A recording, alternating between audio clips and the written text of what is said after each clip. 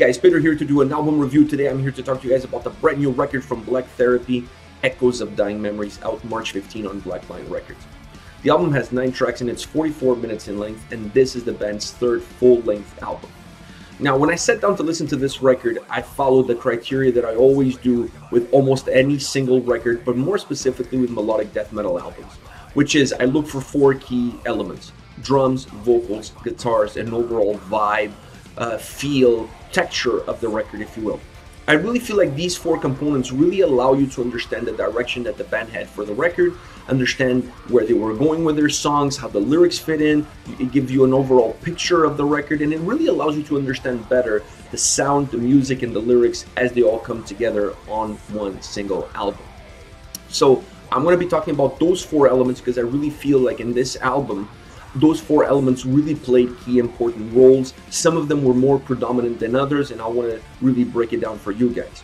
I'm going to start with the overall feel of the record. I really enjoyed the structure of the album. I felt that it had a great sound. It was really well structured. It was not top heavy, and what I mean by top heavy is that they didn't put their best songs at the beginning of the album and then it starts to fade out in quality as you get to the bottom half of the record. That was not the case. The album is really evened out, is really well balanced. From the first half of the album to the second half of the album, you don't really feel a decrease in quality as far as the songs are concerned. So from that perspective, it's very well balanced, it's very linear, and it's really well put together. It doesn't really allow for you to lose interest as you go along. The only thing from a structural perspective that I would have changed is the instrumental track. They had a song called The Winter of Your Suffering. It's a piano instrumental track that they put towards the middle of the album. It really breaks the album into 2. But to me, I didn't really find a purpose for that track in that specific spot. To me, it almost didn't feel like it really added anything to the record. It didn't really add anything to the listening experience, and it really didn't do anything for me. I felt like it was beautiful melody. It had a beautiful instrumentation around it, but it really didn't give the album anything that the album didn't have already or wouldn't have afterwards. To me, this track was almost lost. And what I mean by that is I would have used this track rather than a middle instrumental track on the record. I would have cut this song down perhaps to a third, and I would have used it as the intro to the album. The melody is so beautiful, it's so haunting. There's a lot of melancholy to that melody that I really feel that it would be better fit at the beginning of the record as an intro track versus in the middle of the record. That's my personal opinion. I really feel that the way it sounded, the way the melancholy that it had in it, it would have been the perfect introduction to this record because this record is full of that. So I really feel like it would have been better served in that spot versus in the middle of the record. From a structural perspective, that to me is the only downside.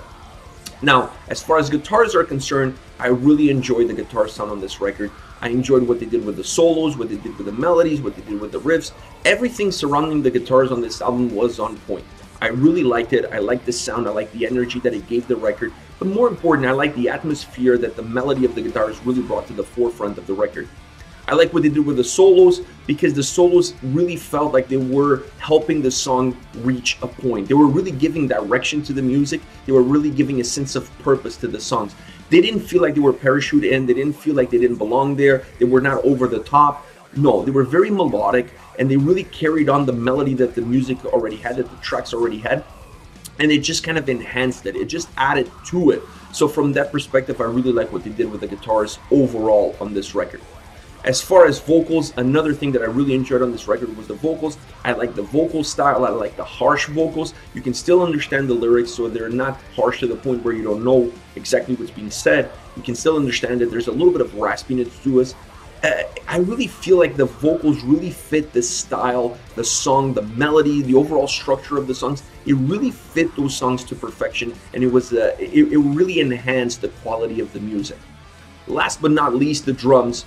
The drums, I'm a little divided on the drums. I enjoyed the drum tracks on this record. I really like the fact that they were not over the top, that they really didn't come to the forefront of the songs and permeate throughout the song the sense of heaviness just for the sake of being heavy.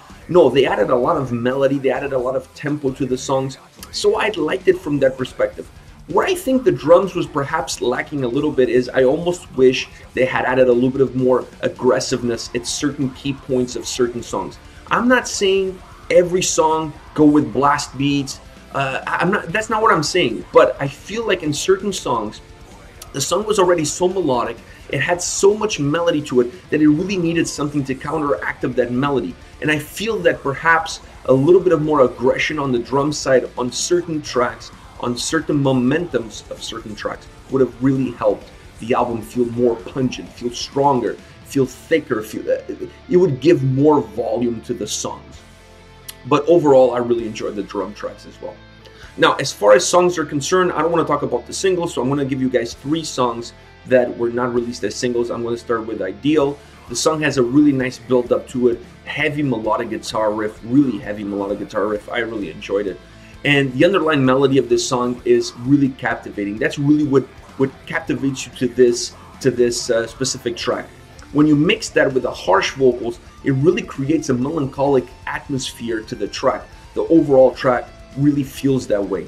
And the melody really peaks its head and drops back out. So every time the harsh vocals kick in, that melody drops into the background. Every time the vocals drop out, that melody comes to the forefront. I really like how they did that. It really gave a sense of a heartbeat to the song, and to me that was really important in order to make the song work. The solo of the song is crucial as well. It really continues that melodic embrace, and it really feels like it continues off the riff, and it just really takes you through the track. It really embraces you and carries you through, and like I said before, it's a solo that gives direction to the song. So this was one of my favorite tracks on the album. I really enjoyed this song. Another one is Burning Abyss. This one comes towards the later stages of the album, and it's a really dark, beautiful, atmospheric, melodic song. It really has a lot of different elements into it, and specifically the way the chorus comes at you, it's really haunting.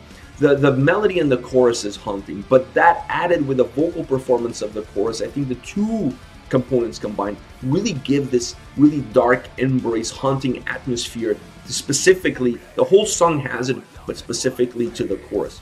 It has a heavy riff as well, and that combined with the melody that it has, it seems to alternate between the two, and those two key elements are really the two elements that push the song forward.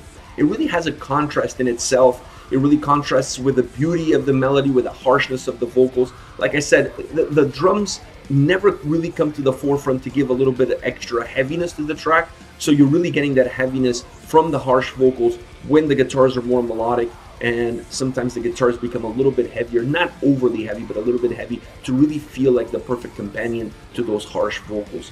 Really cool song. In my opinion, one of the most memorable songs on this record. I really enjoyed this song. It really captivated me because of all of these different dynamics that it had, and how melodic, how beautiful it was, but how atmospheric it was at the same time. It really has a strange combination that really works. Last but not least, Scars. The reason I'm picking this song, let's be truthful here. The reason I'm picking this song is because this song features a scene from Winter Sun on solo. The solo on this song is done. It was written and performed by a scene from Winter Sun. So that on its own is enough for me to pick this track as one of my top 3 of the album. I really like this track, and I really like Asim's solo. Very different from the other solos on the album. He did a more elaborate, beautiful, he flowered the solo, if you will. He really gave the solo a different dynamic, a different texture, a different vibe, a different feel than you get from any other solo on the record.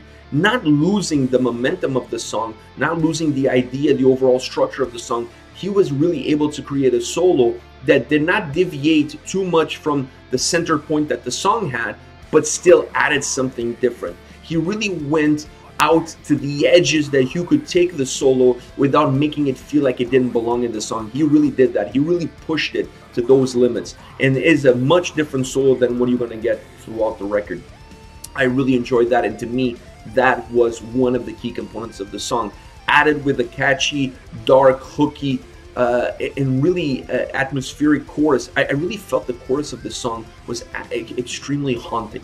It was haunting and it was hooky at the same time. The lyrics were very easy for you to remember going through the chorus once or twice, and he really added a sense of darkness to the song, a sense of darkness that was counterbalanced with how beautiful and melodic Asim's solo was. So I really feel like those two components really worked well together in order to create a really remarkable song. I really enjoyed this song, and I enjoyed it because of these two main components, a very hooky chorus and an extremely well played solo. This is it for me. Black Therapy, Echoes of Dying Memories, out March 15 on Black Lion Records. Let me know your thoughts on the band, on the album, favorite songs. Use the comment section below. Let me know your thoughts. I'll get back to you. Take care, guys.